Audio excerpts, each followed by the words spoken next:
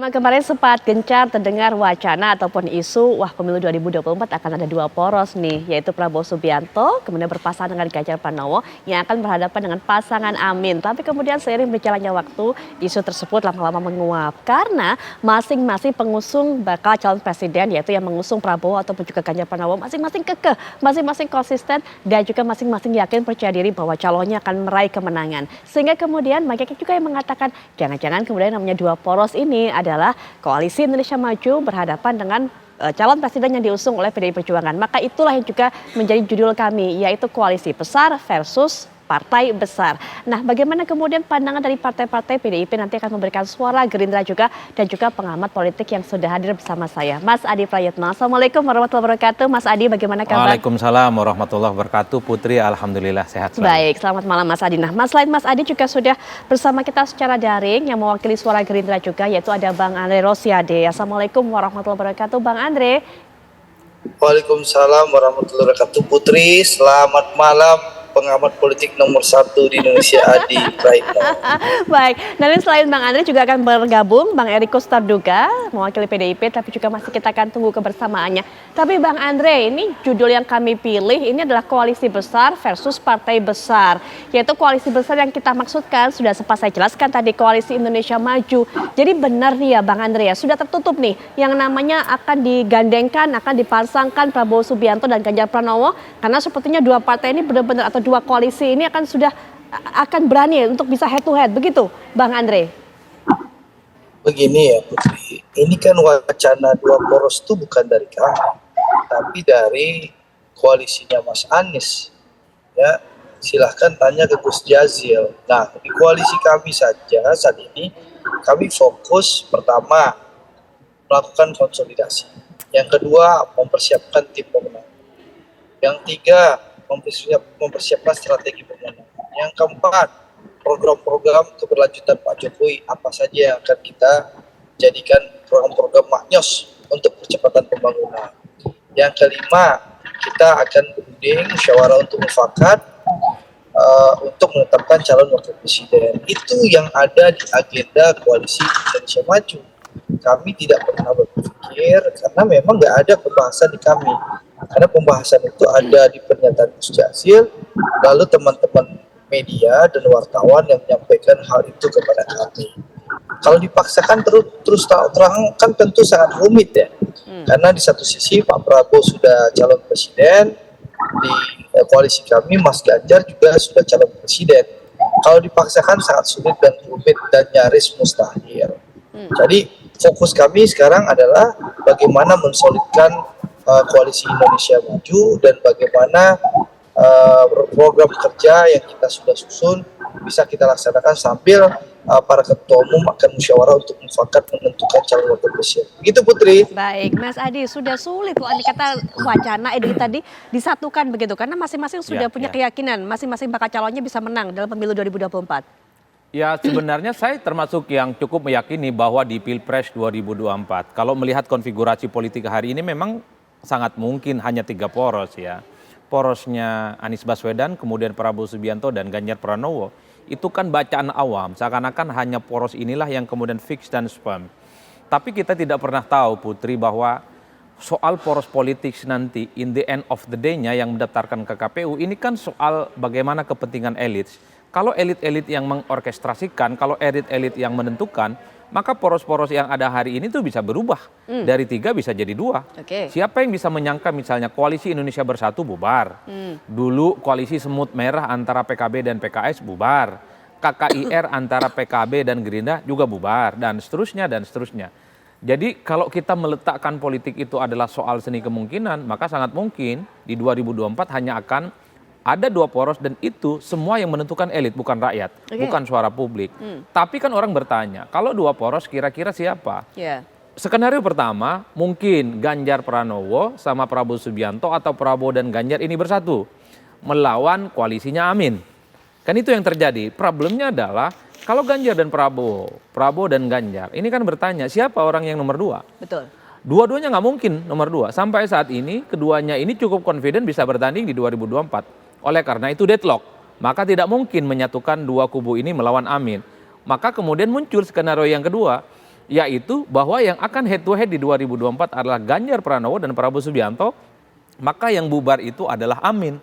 Kenapa yang kemudian bubar itu Amin? Misalnya, karena faktor elektabilitas pasangan Amin ini rendah. Oke. Misalnya Gus Muhaimin kemarin tiba-tiba dipanggil oleh KPK. Ada persoalan hukum yang kita tidak pernah tahu.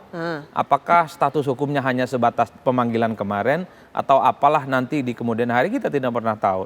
Tapi kalau ditanya iman politik mereka, bahwa koalisi Amin solid, PKS, kemudian apa namanya Nasdem, Ya, dan Nasdem. kemudian yang satu lagi adalah PKB. Mereka tidak akan goyang iman politiknya sampai hari ini. Oleh karena itu, di tengah ketidakmungkinan ini, saya di berbagai kesempatan selalu mengatakan, kok rasa-rasanya dua poros ini agak sulit ya untuk bisa diwujudkan. Ini semacam utopisme yang pada level implementasi agak rumit untuk kita terima dengan akal sehat tentu saja. Karena kalau melihat infra dan suprastrukturnya, poros-poros politik yang saat ini sama-sama mengeras, sama-sama solid, dan susah untuk diotak-atik. Tapi ingat Putri, kalau ada kekuatan elit yang mengintervensi ini semua, kelompok-kelompok politisi yang selama ini tidak pernah dijangkau oleh suara publik, maka sangat mungkin dua poros itu akan bisa terwujud. Sampai di situ mungkin Mas Adi, kita nanti akan bahas mengenai kemungkinan-kemungkinannya, tapi setelah jeda berikut ini kami sudah kembali. Kita akan lanjutkan perbincangan. Sepertinya sudah ada narasumber kami yang ketiga yang juga bergabung dalam perbincangan ini, Bang Eriko Sutarduga, mewakili suara PDI Perjuangan. Selamat malam, Bang Eriko. Malam, apa kabar? Assalamualaikum. Waalaikumsalam warahmatullahi wabarakatuh. Kabar baik, Bang Eriko. Bang Eriko, memang judul pada malam hari sengaja kami pilihkan. Ini koalisi besar versusnya partai besar. Sepertinya kalau orang-orang Anda mewacanakan dua poros, nah itulah yang terjadi pada pemilu 2024, yaitu koalisi besar yang dimaksudkan adalah Koalisi Indonesia Maju plus partai besar PDIP yang kemudian mengusung calonnya yaitu Ganjar Pranowo. Bang Eriko melihatnya seperti apa?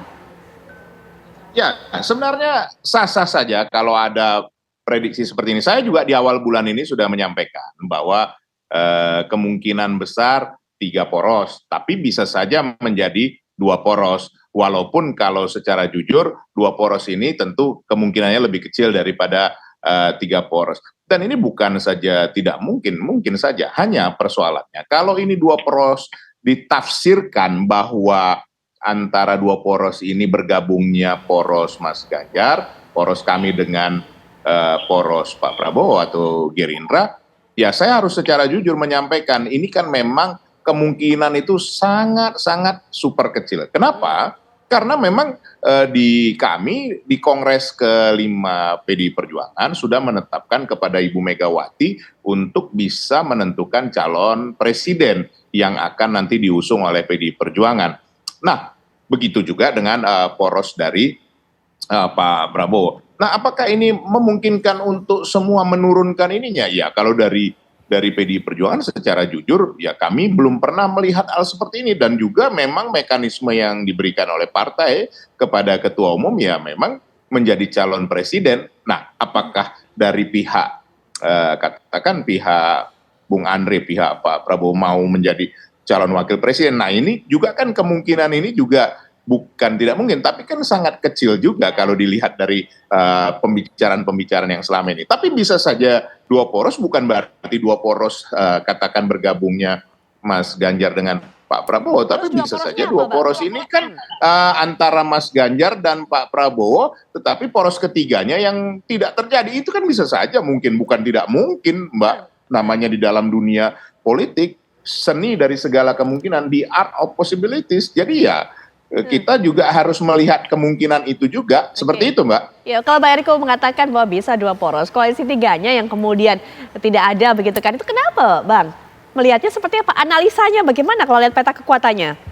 Ya sekarang begini, coba kalau kita lihat, sudah hampir pasti terjadi pada waktu itu sudah ada surat menyurat, katakanlah, ya mungkin kalau dikatakan akad nikah ya mungkin tidak bisa seperti itu juga dikatakan. Tetapi kan sudah fix, sudah bersama-sama, tetapi kan bisa juga tidak terjadi. Apakah ini juga mungkin saja nanti di dalam menjelang pendaftaran atau pendaftaran yang kurang lebih 1 bulan lagi kan bisa saja ada yang berubah. Ya jangan-jangan nanti bergabung bersama kami atau bergabung bersama porosnya Pak Prabowo, kan kita tidak tahu. Ini kan perkembangan sangat menarik, apalagi kalau dari hasil survei misalnya.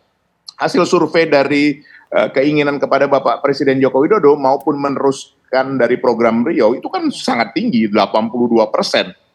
Nah, kalau ini misalnya katakan poros kami dan poros Pak Prabowo sudah kurang lebih di angka 40% masing-masing atau lebih dari itu, tentu ya poros ketiga ini kan semakin mengecil, dia bisa saja berpikir untuk kemudian, nah kenapa tidak bergabung saja bersama dua poros yang lain? Nah, ini kan sesuatu yang memungkinkan. Jadi artinya yang mau saya sampaikan di sini kepada kita semua, para pemirsa TV One dimanapun Anda berada, bahwa dua poros itu bukan berarti harus porosnya Pak Prabowo, porosnya kami Mas Ganjar bergabung, bukan seperti itu saja, tetapi bisa saja dari poros lain yang bergabung kepada kami dan kepada porosnya Pak Prabowo. Ini sesuatu hal yang menarik dalam dunia politik, hal-hal seperti ini bisa saja terjadi, seperti itu Mbak. Baik, bisa saja, selalu ada kemungkinan, nggak ada nggak mungkin di dunia politik. Bang Andre termasuk, mungkin nggak kemudian kalau dikatakan tadi oleh Bang Eriko, dua poros ini adalah poros dari Pak Ganjar, kemudian berhadapan dengan poros Pak Prabowo. Nah, yang poros Amin ini kemudian akan terpecah.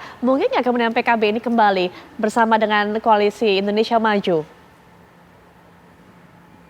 Putri, apa yang saya sampaikan sebelumnya tadi itu persis yang disampaikan dengan Bang Riko.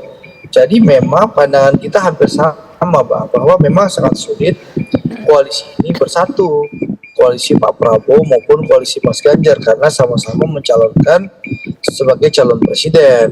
Jadi sangat sulit, sangat rumit dan nyaris mustahil gitu loh.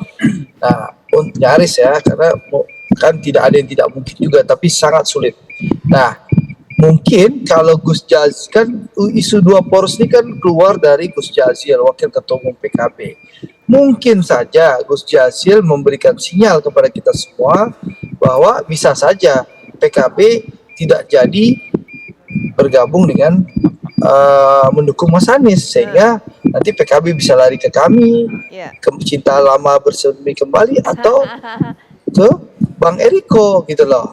Mungkin itu kali sinyalnya Gus Jazil tuh, memberitahukan dari awal, memberikan sinyal bahwa kemungkinan kami pergi, jadi akan ada dua poros. Begitu ya Bang Eriko kali ya? Tapi mungkin Mas Adi juga bisa menjawab panjang. Jangan memang itu sinyalnya sebenarnya. PKB akan kemudian kembali atau memberikan dukungannya kepada salah satu dari dua partai yang begitu kuat ini, atau koalisi yang kuat ini. Ya. Saya ingin komentar dua hal, Putri. Pertama, ini sepertinya ledek-ledekan politik ya. Karena yang kemudian menghembuskan kembali soal dua poros ini kan Gus Jazil ya. Gus Jazil sebenarnya kalau mau jujur, sudahlah ini ada dua poros, Prabowo Ganjar, Ganjar Prabowo nyatu supaya porosnya Amin ini aman, tidak ada yang gangguin. Kan itu asumsinya. Tapi kalau kita mendengar statementnya Bang Andre Rosiade, Bang Eriko Sutarduga, ini agak sulit menyatukan dua kubu besar ini, Ganjar Prabowo, Prabowo sama Ganjar. Karena keduanya ini tidak mungkin jadi orang nomor dua. Maka keduanya akan head to head. Maka yang sebenarnya ingin bubar itu adalah koalisinya Amin. Tinggal tiga partai pendukung Anies dan Muhaimin ini cari selamat masing-masing nanti. Karena koalisinya bubar. Ini kan tidak lebih dari sekedar ledek-ledekan politik sih menurut saya. Supaya poros masing-masing ini bisa berjalan dan tidak ada yang mengganggu. Nah, yang kedua yang ingin saya katakan sebenarnya, kalau mau jujur, apakah dua poros, tiga poros? Bagi saya ada faktor determinan yang kemudian dimiliki oleh tiga tokoh kunci ya. Megawati Soekarno Putri, Jokowi, dan Prabowo Subianto. Kalau ketiga tokoh kunci ini bertemu, bicara dari hati ke hati, melampaui batas-batas elektabilitas, melampaui batas-batas partai, bicara soal siapa yang harus jadi capres, siapa yang jadi cawapres, poros pertama, poros kedua, dan seterusnya. Saya kira urusan dunia persilatan ini selesai. Karena kalau mau jujur sebenarnya titik gempa politik itu ya, ini hanya bisa dimunculkan ketika tokoh ini, ketiganya yaitu Jokowi, Megawati, dan Prabowo Subianto bicara tentang bagaimana di 2024 yang akan terjadi di 2024 ya. Oleh karena itu ya mungkin saya tidak ingin mensimplifikasi, tapi kalau kita menggunakan logika yang cukup sederhana, memang seakan-akan tidak mungkin akan ada dua poros. Harus saya katakan Mbak Putri, ini di luar logika kita. Sebagai orang awam, tiba-tiba misalnya Pak Prabowo jadi bagian dari koalisinya Jokowi setelah menjadi rival dua periode berkompetisi. Kita juga sangat sulit membayangkan bahwa Prabowo dan Ganjar ini sulit untuk bersatu hari ini. Tapi siapa yang bisa menyangka kalau sudah elit bertemu, di situ ada Mbak Mega, di situ Jokowi dan Prabowo bertemu, bicara, siapa yang kemudian bisa membantah akan ada kesepakatan politik yang itu di luar batas kemampuan kita. Termasuk misalnya ketika kita membayangkan poros Amin ini solid, Oke. iman politiknya tidak bisa Iya. digoyang, siapa juga yang bisa Baik. menyangka bahwa di kemudian hari ada peristiwa politik, ada tsunami politik yang di luar nalar kita sebagai manusia biasa, Ya. itu terjadi dan juga bubar jalan. Baik, Mas Adi. Makanya bagi saya sebelum ada janur kuning melengkung, sebelum ada keputusan resmi dari KPU soal siapa yang maju, maka sepanjang itu juga soal poros yang ada 2 atau 3 itu sangat mungkin masih bisa terjadi. Baik, semuanya masih terbuka, termasuk juga masih terbuka siapa yang akan menjadi sosok yang mendampingi dua bakal calon presiden ini, baik itu mendampingi Prabowo Subianto ataupun juga mendampingi Ganjar Pranowo. Apalagi kalau kita lihat dari beberapa nama yang difavoritkan menjadi kandidat pendamping mereka, ada yang beririsan. Nanti Mas Adi, kemudian juga Bang Andre, kemudian juga nanti dari Bang Eriko bisa memberikan kisi-kisi kepada kita, kira-kira siapa semuanya akan dipilih untuk bisa mendamping para baca pres ini. Sesaat lagi ya, kami sudah kembali. Kan perbincangan Mas Adi, kalau saya tanya ke Bang Eriko atau ke Bang Andre langsung soal siapa kira-kira nama yang akan menjadi pendamping baik Pak Prabowo ataupun Mas Ganjar, pasti jawabannya sama nih. Dari setiap episode ke episode masih nanti kita akan menunggu, masih akan dirapatkan begitu kan, tergantung juga bagaimana partai-partai politik yang ada di koalisi tersebut. Tapi kalau Mas Adi melihatnya siapa yang akan menjadi kandidat terkuat kalau kita bisa bicara mengenai calon pendamping dari keduanya, apalagi ada nama-nama yang beririsan sepertinya. Kalau kita membaca data-data survei yang terpotret dari survei parameter misalnya, kalau ditanya kepada publik siapa kira-kira sosok yang dianggap pantas untuk mendampingi Prabowo Subianto, itu ada 2. Pertama itu adalah Erick Thohir, yang kedua adalah Erlangga Hartarto. Mungkin publik melihat bahwa kedua nama ini adalah 2 sosok yang saat ini beririsan dengan Prabowo Subianto. Erick di-endorse oleh Partai Amanat Nasional, Erlangga Hartarto juga di-endorse oleh Golkar. Jadi dalam konteks itulah kemudian saya termasuk yang cukup meyakini bahwa 2 sosok ini sangat mungkin bisa berdampingan dengan Prabowo Subianto. Tapi kan kita tidak pernah tahu ada peristiwa-peristiwa politik yang di luar nalar kita, yang melampaui batas-batas angka-angka statistik.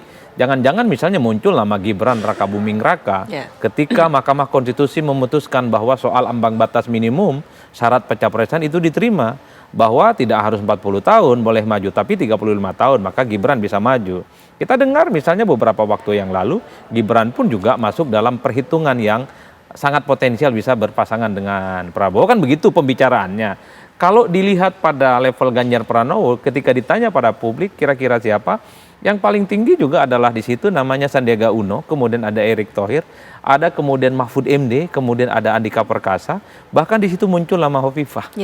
Nah itu yang saya kira nama-nama yang menurut kita cukup potensial ya bisa berdampingan melalui kacamata publik. Bahkan kalau misalnya ambang batas syarat minimum itu dikabulkan oleh Mahkamah Konstitusi, bukan tidak mungkin Gibran pun juga masuk dalam perhitungan PDIP, karena kita juga mendengar Gibran adalah salah satu nama yang sempat disebut potensial untuk digodok sebagai nama-nama yang potensial akan bisa maju. Oleh karena itu 2 variabel yang bisa kita pakai, Putri. Satu adalah variabel umum seperti pembicaraan publik, seperti survei-survei, siapa nama-nama orang yang dianggap layak menjadi pendamping Prabowo dan Ganjar.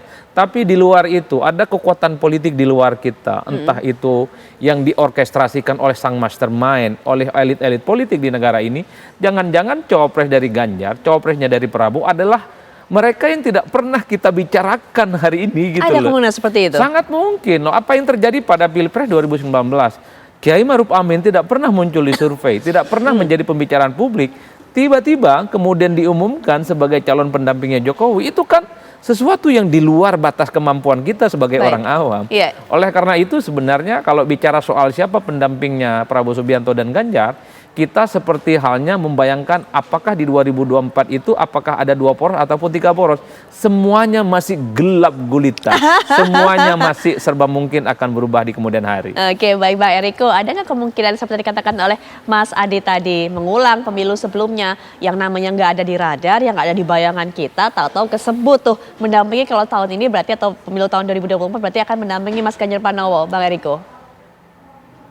Saya harus jujur Mbak Putri, ini memang apa ya, pengamat politik favorit saya ini Mas Adi Preni, jeli sekali melihat apa ya, melihat gambaran-gambaran yang terjadi, dan karena mungkin beliau tidak dipengaruhi hal apa, jadi lebih fokus melihatnya. Saya harus jujur bahwa di dalam internal kami ada 3 nama, sekali lagi bukan karena PD Perjuangan 3 ya, memang ada 3 nama yang menguat. Pertama Mas Andika Perkasa, yang kedua Pak Mahfud MD, yang ketiga Mas Sandiaga Uno, yang masing-masing punya kelebihan yang luar biasa. Kalau Mas Andika Perkasa kita tahu pengalamannya di dalam dunia kemiliteran dan juga sudah masih sosok yang masih cukup muda. Kemudian juga dari Pak Mahfud MD kita tahu beliau berani mengatakan apa yang benar is benar, dan juga seorang tokoh yang memang penguasaan terhadap hukum juga mumpuni. Dan Mas Sandiaga Uno orang muda yang juga pengusaha yang sukses dan juga sudah berpengalaman juga menjadi calon wakil presiden. Saya rasa yang berpengalaman calon wakil presiden Mas Sandi ini. Tetapi saya harus jujur, benar yang disampaikan disampaikan Mas Adi Pre itu. Bisa saja muncul sosok yang tidak terduga, walaupun saya agak kurang suka memakai kata tidak terduga ini, tetapi memang itu kenyataannya di tahun 2019 itu yang terjadi. Tetapi saya harus mau sampaikan di sini bahwa itu adalah keputusan bersama, duduk sama rendah, berdiri sama tinggi antara para ketua umum, baik Ibu Megawati bersama para ketua umum yang lainnya. Demikian juga ini juga menarik, apapun juga Bapak Presiden Joko Widodo adalah kader utama PDI Perjuangan, dan juga memang keinginan daripada masyarakat bahwa calon nantinya bisa meneruskan program-program Bapak Presiden Joko Widodo. Nah, yang terakhir tentunya ya ini yang menarik adalah nanti tentu dengan Mas Ganjar bagaimana beliau akan sinkron, kemudian juga saling mengisi satu dengan yang lain. Yang terpenting dari semua ini yang kadang-kala kita lupa, dipilih oleh rakyat Indonesia, karena akhirnya yang memilih itu adalah rakyat Indonesia. Betul, partai politik mendaftarkan, tetapi juga rakyat Indonesia lah yang menentukan. Nah, kalau kita lihat dari hasil-hasil survei, tadi sudah disampaikan Mas Adi Pre, bahwa ini menarik. Survei itu begitu sesuatu yang sangat dinamis. Di sini terlihat bahwa masyarakat Indonesia menyadari betul ini belum final, ini belum sampai pada titik tertentu. Nah, kita tunggulah. Dalam 1-2 minggu ini akan terjadi banyak hal yang menarik ini, Mbak Putri. Coba lihat aja nanti. Ini bisa saja ada berkembang yang tidak terduga. Seperti itu. Kita tunggu. Nah, kalau untuk Mbak Andre, kita harus menunggu sampai kapan nih untuk bisa mendengarkan ataupun juga mendapatkan nama pendamping dari Pak Prabowo Subianto di pemilu tahun depan, Bang Andre? Putri, tunggulah musyawarah untuk mufakat dari para ketua umum yang ada di Koalisi Indonesia Maju. Terus terang saya juga belum tahu kapan hasilnya keluar. Nah, saya harus jujur, sama kayak Bang Eriko, kita harus jujur. Tapi yang jelas, Cawapres Pak Prabowo itu harus bisa membantu kemenangan Pak Prabowo, lalu juga bisa membantu Pak Prabowo dalam menjalankan roda pemerintahan, dan juga Cawapres ini disetujui oleh seluruh partai pendukung dan pengusung. Untuk itu, mari tunggu musyawarah untuk mufakat dari Koalisi Indonesia Maju. Itulah. Baik, ya terima Putri, kasih. Ya, sing sabar Putri untuk susu. kita nggak sabar pengen tahu, makanya Bang Andre kita tungguin kapan nih. Tapi yang pasti kita nanti akan tunggu. Ya dikatakan oleh Bang Andre akan ada segera diumumkan. Nanti kita harus sabar. Tapi kata Bang Eriko sekitar 1-2 minggu ini akan ada kejutan. Kita juga nantikan. Tapi terima kasih ya Bang Eriko. Kemudian juga Bang Andre sudah bergabung dengan perbincangan kita pada malam hari ini. Mas Andi juga terima kasih Mas Adi memberikan Terima kasih, Putri. pandangan politiknya Sama-sama. kira-kira. Bekal untuk masyarakat juga menyambut pemilu 2024.